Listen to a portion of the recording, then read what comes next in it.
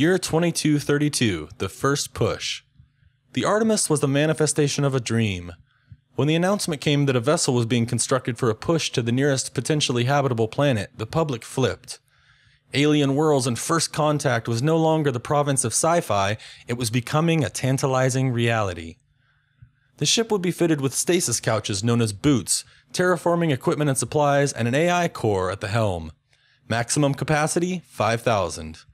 A call went out for volunteers. No one downplayed the risks, of which there were many. On a slow burn with the latest engines, the Artemis would take over 200 years to reach its destination. A lot can happen in that time. Regardless, there were over 1 million volunteers. Committees filtered the list down, trying to balance the best combination of skills, trades, and disciplines. The following are excerpts from Chariot to the Stars, the official companion piece to the launch, based on the compiled flight logs, personal journals, and witness accounts of the Artemis and its launch. Timestamp: launch in 14 hours, 38 minutes, 13 seconds. On the eve of the Artemis launch, Captain Lisa Danvers was checking circuit boards underneath the comm station on the bridge, for the third time. Arthur Kinlow, engineering, sat on the arm of the captain's chair. He'd given up trying to figure out what she was looking for. Lisa always had an issue with big ships. Sure, she'd flown transports before, but this was different. There were 1,000 things that could go wrong which could, in turn, affect 1 million functions. It was maddening, and she probably screwed herself by even starting down this path. "Are you sure I can't assist you, Captain?" a disembodied voice said, murmuring from dozens of hidden speakers throughout the bridge. It was the AI, Janice, helpful as always. "No, I'm okay," she said. Kinlow mouthed along the words of what was clearly a familiar exchange. Lisa couldn't see anything wrong, out of place, or suspect in the myriad of circuit boards. She hated pre-flight anxiety. No matter what she did, it always hit her. Bad. So she made an executive decision. She cut herself off and replaced the panel. Kinlow perked up. "You good?" "Yeah, I think so. Hey, Janice?" "Yes, Captain," the disembodied voice replied. "Generate another set of contingency actions for the stasis boots." "Do you have any specific parameters?" "No, just use your imagination." "That is a concept of which I only have an external understanding." "Outside the box, something we haven't thought of." "I will try, Captain." That night, Janice, the AI core, tried to imagine. Timestamp: launch in 4 minutes, 21 seconds. The next morning, the world waited. The volunteer population was waiting on an orbital platform.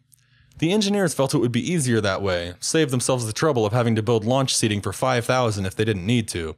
So they had been ferried up there in groups over the past few weeks. Today was the launch of the Artemis itself. Danvers and her core crew would take her up, then dock with the platform to pick up the civilians and any last-minute supplies. News orgs from around the world were gathered, ready to capture the moment in every conceivable format and put it on anything with a screen.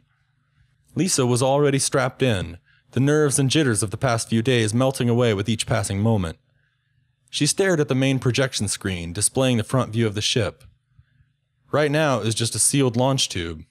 She thought about what lay beyond it, the sky that she loved. It was waiting for her to come back. Danvers glided through her pre-flight checks. She was thorough and professional, but couldn't get them through fast enough. Crew departments checked in, it was green across the board. A final check-in with flight control, and they were set. It was time. Klaxons outside the ship began beeping. The massive metal gates of the flight tube unlocked with heavy thuds. "Captain Danvers, shall I assume launch control?" Janice said. "No, I got it." "Are you sure, Captain?" "I'm sure." The gates started to move.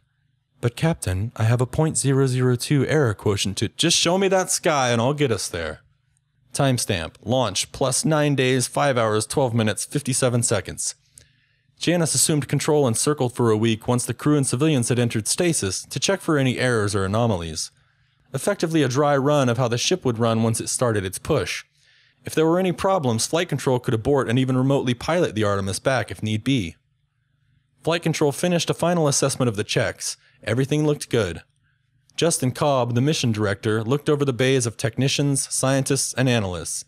"Everyone good?" Everyone nodded. "And this is our last chance. If anybody's got the slightest hesitation or concern, I don't care how it'll sound or how the people upstairs will flip, you better voice it." Silence. Cobb gave it a few minutes, then nodded to establish contact with the Artemis. Good afternoon. How are you, Janice?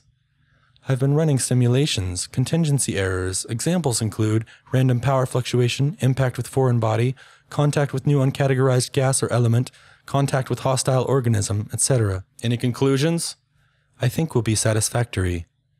Cobb glanced at the nearest tech, slightly confused by the AI's language. You think? I imagine we'll be fine, Mr. Cobb. 20 minutes later, the Artemis blasted its thrusters, starting a full burn for a scheduled 70 minutes.